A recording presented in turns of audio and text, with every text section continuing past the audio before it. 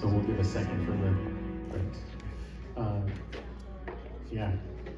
So for those of you who have not been to our Q&As before, I'll have some questions and remarks and things for her to reflect on. We're not going to wait till the end. So if you've got them, try and if we can bring the house lights up just a little bit more here so I can just see folks. Throw your hand up so I can include you, but I will start us off. So first, you told us a little bit about, when you first heard about the story, and, so I'm curious, first, what are maybe some of the, because you guys did an incredible attention to detail on particularly trying to make WSB trucks, the uniforms of the Cobb County Police, that kind of stuff. But what were some of the, obviously a lot of parts to this story, so what were the maybe either liberties or things you had to do just to be able to compress the story and be able to ultimately serve telling it in this way, that maybe you can share some of the adaptations, evolutions, what have you. Sure. Whew, so good to be able to play this in Atlanta, guys. Thank you.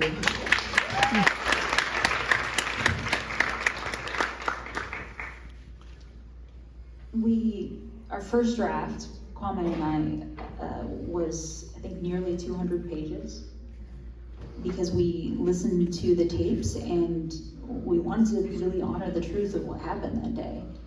But we went back and we said, what's the hottest point of the fire? What are those moments that when we were listening made us pause, made us reflect, made us see Brian as a real man, as he was? And then that's what we went down. So we shortened a lot of conversations. We combined a couple characters to get you to really just see Brian.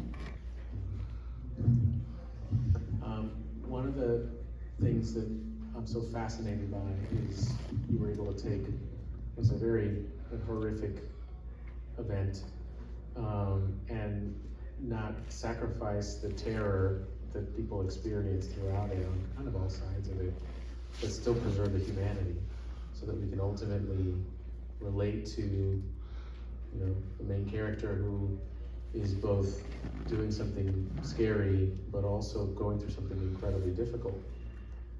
So what were some of the first moments that, as you were describing it, you said, the fire was hottest, that you went, okay, this will help demonstrate, that despite holding up a bank and taking hostages, that there are principles that he adhered to. What were some of those first things that came out? When Brian checks in on the ladies constantly, he says, thank you, ma'am. He's courteous, he's a gentleman. So he's walking into the bank and it feels like every fiber of his being is fighting against this action that he's taking. So he does so, but he does so with integrity. And we really strove to preserve that. And again, I'll invite you to participate, otherwise I will keep hogging the conversation here, which I will gladly do. One of the things that your film really brings up in an important way is how, despite as much as we've done or accomplished, that there really are just some major failures in terms of helping people that have mental health challenges, and even more importantly, people who have committed their lives and served our country, and yet we haven't served them with the same rigor that we've sent them into service. What was it like trying to not only tell the story of this person, but okay, what were the things you had to realize you needed to incorporate, and how did you do that? Because these are delicate, difficult issues, and done with so much care. Share that one with me. I think we're getting a little feedback between the two, so I should take it out by sharing it. It is. When we listen to all of the tapes, you guys, the tapes were such a touchstone for us, because that's the truth of it. It was a snapshot of so many of the cracks that Brian had fallen into, the chasms, if you will. He had issues with the VA, but he tried the crisis lines, he tried the programs, and you just go down the list of all of these different things, and they all fell into a snapshot of that one day. So by looking at the few hours in the bank, we were really able to, as you said, go down that list of things and hopefully balance them. Watching this with an audience really anew has me emotional all over again. I think I've seen Brian's story 100 times, but just seeing it with you guys, it's hit me in a new way. So forgive me, I'm still processing a little bit here. Well, as you said, watching it with an audience is what completes really the film ultimately. We have some incredible talent in this film. I mean, Connie Britton, who played Lisa Larson. We had, of course, John Boyega, who is an incredible talent. I'm curious if you could speak to what were some of if there were contributions, evolutions. I'm always fascinated in from script to set, and how what the actors bring of like, oh, that wasn't in the script, but actually that's between the lines and things like that. So are there any moments of contributions, particularly of the actors, where they didn't just do a phenomenal job executing what was written, but where they maybe brought something or changed something or brought it to a new life?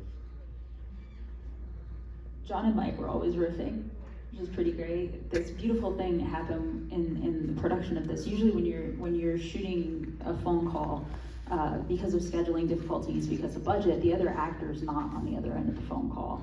It's usually an AD, a script supervisor, a director, whomever. But for this film, it was really important to us that the phone calls have the other actor on the other end when we're shooting it, because we wanted to really capture the honesty in the performances. So with John, when John's on the phone, Mike's standing in a corner somewhere or in a closet or wherever we could hide him, so that we could capture the honesty in those performances. So the lines like, when John's in the box and he's on the phone with Mike, the line about bubblegum, I think that was a Mike line. Bubblegum bullets. Bubblegum bullets, yeah, that wasn't in the script, but I'll take credit for it anyway. Those organic moments between the two of them. There's a line that Mike added about his daddy, and it was a personal story for him. So he wanted to make sure that in connecting with John, as hard as it is to connect to someone through just your voice, that he felt, hey, this is me being vulnerable with you. You're hearing this incredible voice, this actor whose voice sounds like honey mixed with gravel, communicate, but he wanted to peel it back and show a little bit more of his family. So he sprinkled in more personal details about his dad, which is great. Speaking of Michael Kenneth Williams, this is his final performance on screen. Can you, yeah.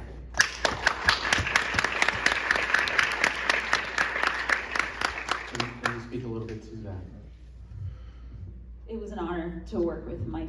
I met him for the first time, and he had already started building his playlist for the film. He had these red Beats headphones that he wore before every setup, and he built the inner world of the character so richly and fully that he was able to, in the moment, on set, before we jump into the takes, just step into seeing other people around him, which is a really beautiful skill.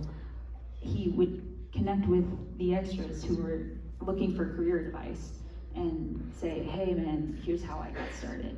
He really saw people. We also really bonded over chocolate chip cookies and arugula shakes, so I appreciated the food tips that I got from him. But the thing I want to remember